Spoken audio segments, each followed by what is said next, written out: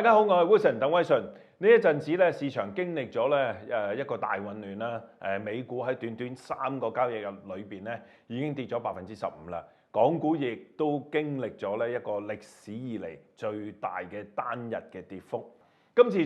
最主要嘅原因咧，就係 Donald Trump 咧宣布就係向全球嘅貿易夥伴施加一個對等嘅關稅。咁尤其是咧針對住中國嚇，咁佢話咧揚言啊，要話咧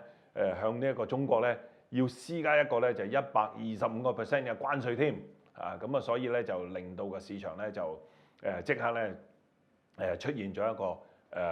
混亂啦，一個大嘅沽售啦。咁喺咁嘅情況之下咧，喺我哋嘅投資組合嗰度咧，應該要作啲咩調配咧？有以下3點嘅。首先就係股票啦，股票咧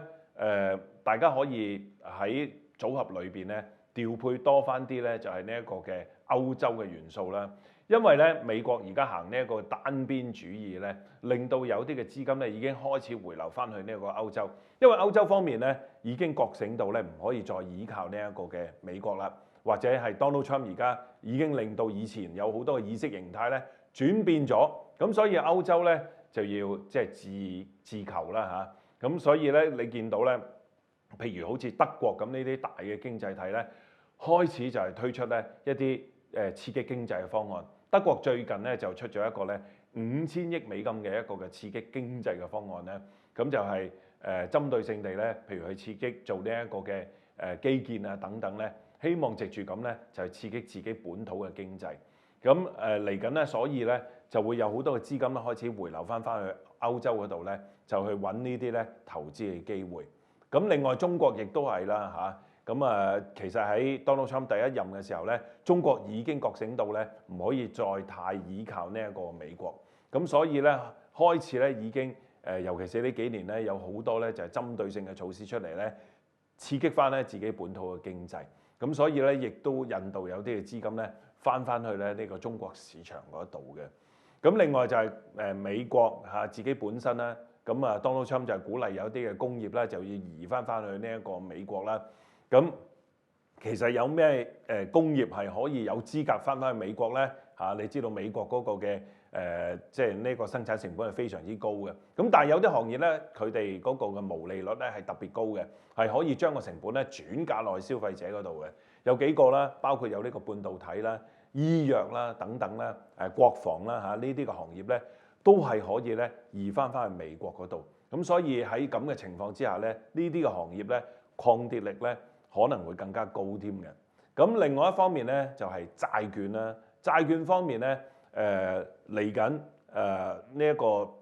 特朗普佢施加呢一個關稅咧，好可能有一個情況咧就會令到咧全球嗰個經濟咧增長會放慢，甚至乎會可能有機會會衰退啦。咁所以咧，如果一啲嘅高息債券喺咁嘅情況之下咧，個波動性係非常之高嘅。咁所以咧，大家可以作出一啲調配咧，調配翻多啲咧落去一啲嘅投資級別嘅債券，因為佢哋嘅違約率咧係比較低。就算你全球嗰個經濟真係放緩或者出現衰退嘅時候咧，亦都冇咁容易咧就會出現違約嘅。咁所以咧會有好多嘅資金咧會翻入去咧就係投資級別嘅債券啦。咁大家喺年期方面咧，咁可以揀翻一啲咧就係3至5年期啦，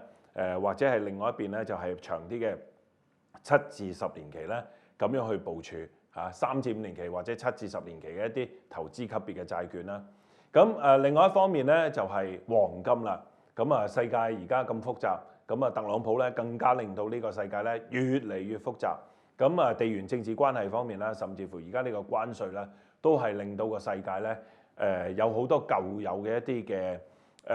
所謂嘅意識形態咧係被改變嘅。喺咁嘅情況之下咧，更加多嘅資金咧會翻入去黃金嗰度咧，就係尋求呢個避險嘅。咁所以咧舊年你一路見到啦，開始或者去到今年啦，黃金都係一路創新高。雖然最近咧有啲回調啦，跟住個市場混亂咁但係咧相信咁複雜嘅世界咧，黃金係會繼續有上升空間。咁以上3點咧就係大家咧喺而家一個 Donald Trump 呢個混亂嘅年代咧，喺投資組合方面咧可以作出嘅一個部署。